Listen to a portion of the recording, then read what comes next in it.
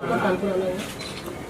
आज सबसे पहले तो मैं ये बता दूं कि आज से करीब 10-12 दिन पहले मुझे एक मेल आई और एक संदेश आया भदौरिया जी का, देवेंद्र भदौरिया जी का, और मेरा इनसे कोई भी पूर्व परिचय नहीं था। लेकिन सिर्फ उनकी जो पत्र में दो बातें, एक तो कम्युनिटी रेडियो सेंटर खुल रहे हैं जो कि मिनिस्ट्री ऑफ ब्रॉडकास्टिंग के साथ लाइसेंस प्राप्त कानपुर के लिए, जिसका नाम रेडियो कनपुरिया है।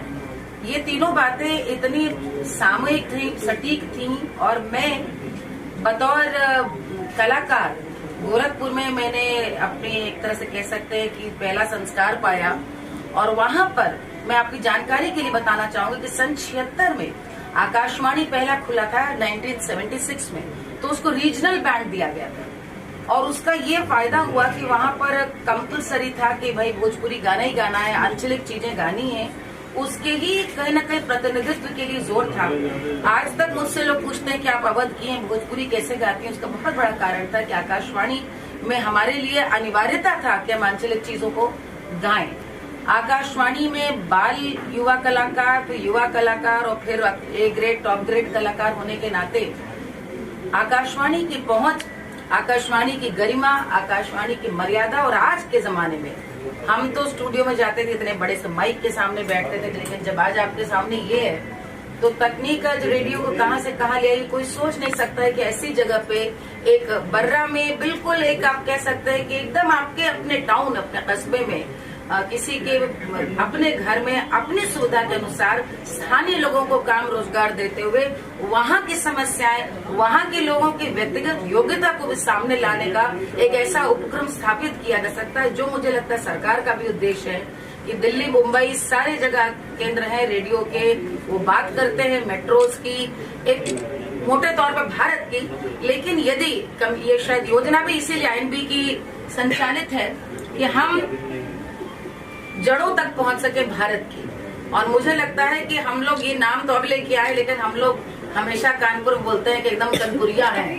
और कनपुरिया एक जैसे बनारसी बोलते हैं, ऐसे ही कनपुरिया भी एक संस्कृति है जिसमें फक्कड़पन है, जिसमें एक अलस मस्ती है, जिसमें बिल्कुल एक कह लीजिए देशज अभिमान है कानपुर से जुड़े होने का, गंगा माटी से जुड़े होने का।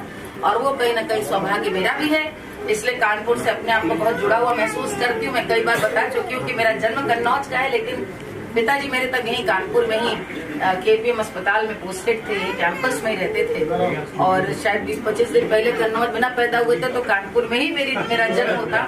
लेकिन संयोग ऐसा था कि ब्याह के भी कानपुर आई, तो मेरी ससुराल कानपुर की है, आर्यनगर में ही ब्याह करके आई। तो आज तो इसलिए एक अपनायत का एक रिश्ता है। और जैसे ही इन्होंने मुझे बताया कि इस प्रकार की योजना है, तो मैंने कहा मैं अवश्य आऊंगी, क्योंकि मैं खुद इसी चीज के बारे में बात करती रही कि कैसे भारत को जब तक आप अपने उसके मूल जड़ तक, अंतिम व्यक्ति तक, जब तक उसके सरोकार, उसकी चिंताएं, उसका मनोरंजन, उसकी कहानी जब तक आप नहीं उसकी भाषा में बोलेंगे, तब तक आपकी सारी बातें, सारी एक्सरसाइज कह सकते हैं व्यर्थ है। तो इसके लिए मैं देवेंद्र भदौरिया जी को एक तो बहुत बहुत साधुवाद देती हूँ, और मैं इस बात की और साधुवाद देती हूँ कि आपने कोई आडंबर में आप नहीं पड़े। आपने जो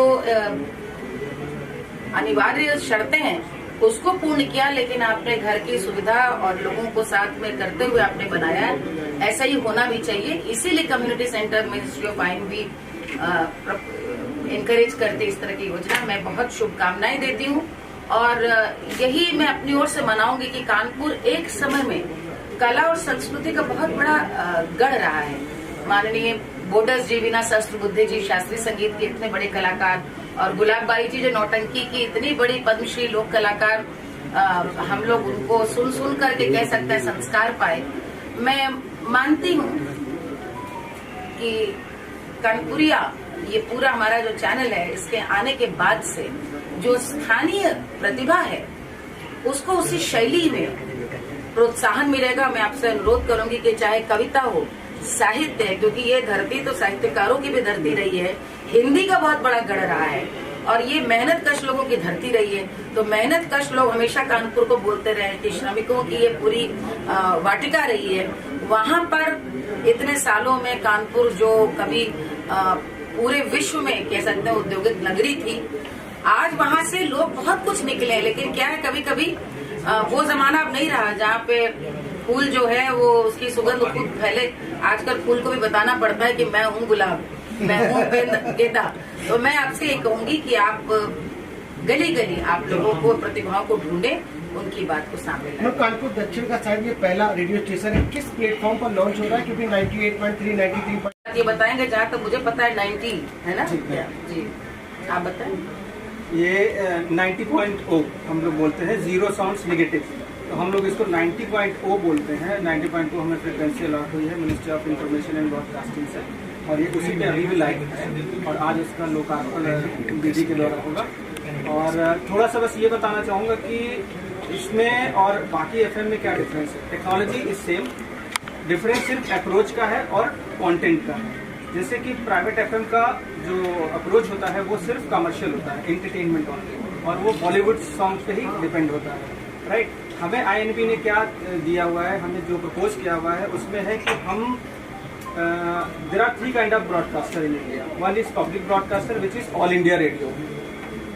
सेकेंड है, जब सुप्रीम कोर्ट का आया था डिसीजन की जो एयरवेव्स हैं वो पब्लिक प्रॉपर्टी है, तब इस कम्युनिटी रेडियो का जन्म हुआ था। मतलब पॉलिसी बनी थी कि there should be one media जो कम्युनिटी मीडिया की तरह इंटरेक्ट करे between public broadcaster and private broadcaster. उसमें ये कम्युनिटी रेडियो का जन्म हुआ और जिसके तहत हमें ये लाइसेंस मिला। और इसमें हमारा अप्रोच होगा कि कम्युनिटी, यहाँ के जितने भी प्रोग्राम्स हों वो कम्युनिटी द्वारा बनाए जाएं, कम्युनिटी द्वारा चलाए जाएं और उनके बेनिफिट के हिसाब से हों, उनकी आवाज बन के चले, राइट।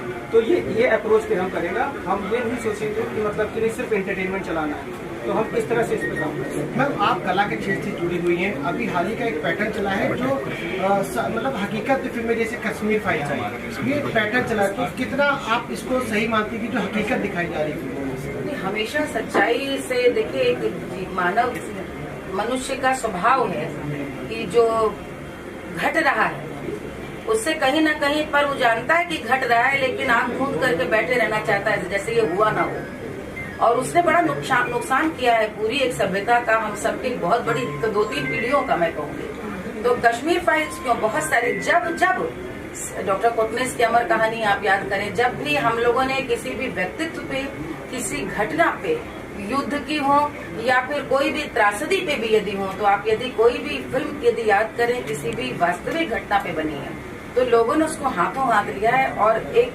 दुखद पक्ष ये है कि भारतवर्ष का सिनेमा का इतिहास ही कहीं न कहीं भारतीय इतिहास को दिखाने से था। पहली फिल्म जो थी सत्यवादी हरिश्चंद्र थी, तो वहां से आप उठा कर देखें, कहीं न कहीं हमने उसको खो दिया। और यदि हमने बनाने का प्रयास भी किया ऐतिहासिक चरित्रों को, तो उसमें एक काल्पनिक रोमांस, जो एक बात ये कह रहे थे कि एक अनिवार्य शर्त हो गई कि एंटरटेनमेंट वो भी बॉलीवुड आधारित अनिवार्य हो गया। कश्मीर फाइल्स ने जो ट्रेंड शुरू किया है, मुझे लगता है कि बिना किसी बहुत बड़े प्रचार के जिस तरह से फिल्म कालजयी सुपर हिट हुई है, वो दिखा रहा है कि अब दर्शक जानना चाहते हैं क्या हुआ, कैसे हुआ। ये वो नई पीढ़ी है जो इंटरनेट की सामग्री पे भी बड़ी हुई है, तो इसको आप सच को बहुत समय तक छिपा भी नहीं पाएंगे।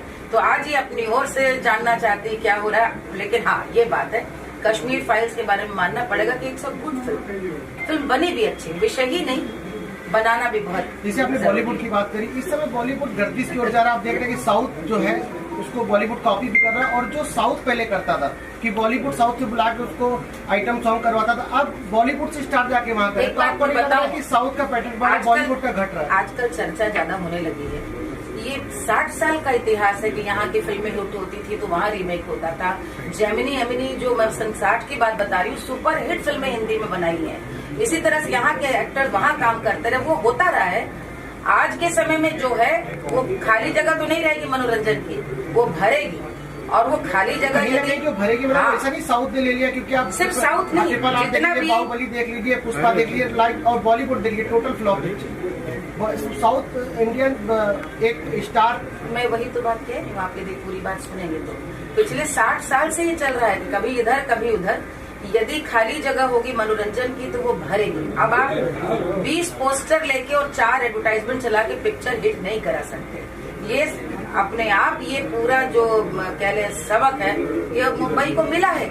OTT प्लेटफॉर्म से रही सही कसर उनकी और पूरी कर दी है कि अपना बड़ा अभिनेता चाहिए, ना बहुत बड़ा बैनर चाहिए, कंटेंट होगा तो फिल्म जाएगी। और रीजनल आप कहीं भी आप मराठी फिल्में देखिए, रीजनल आप कोई भी फिल्म उठा करके देखिए, बंगाली फिल्में रीजनल उठा के देखिए, बहुत कमाल का काम कर रही है। मुझे लगता है एक भारत श्रेष्ठ भारत में OTT प्लेटफॉर्म्स का नेटफ्लिक्स हो, अमेजॉन, हॉटस्टार, सबसे बड़ा उसका लाभ यही हुआ है कि आज घर बैठा आदमी आंचलिक फिल्मों को देख पा रहा। मुझे लगता है कि पहले वो मुंबई से इधर देखता नहीं था, अब चूंकि वो देख पा रहा है, ये तो मजबूरी है ना कि अब करण जौहर जैसे लोगों को बाहुबली को हिंदी में राइट्स लेने पड़े, क्योंकि धन किसको नहीं चाहिए तो और बकवास फिल्में बनाने के लिए।